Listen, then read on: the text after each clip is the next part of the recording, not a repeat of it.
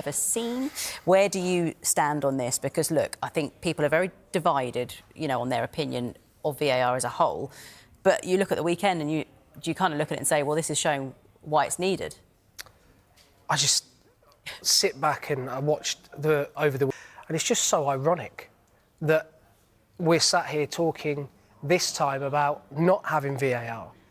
We've spoken so much about having VAR in the game, and the reason we have it in the game is because it helps the referees get to the correct decision, whether they've given a correct decision or an incorrect decision. It helps them for the game to be played in the right manner. But I've just couldn't quite get over what we're seeing.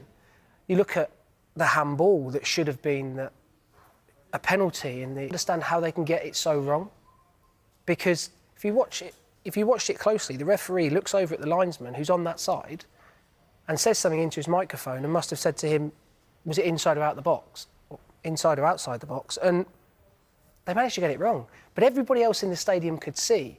So are referees now too reliant on VAR, which has made them scared to make a decision? VAR has removed all of the emotion out of the game.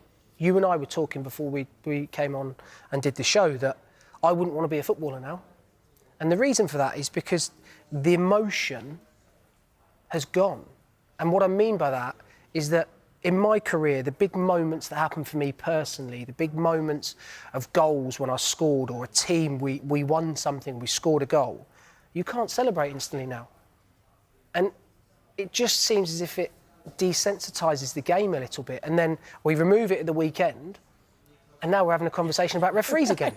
So it's almost as if we can't win. So if we have VAR, great, but then it's all subjective one week and then objective the next.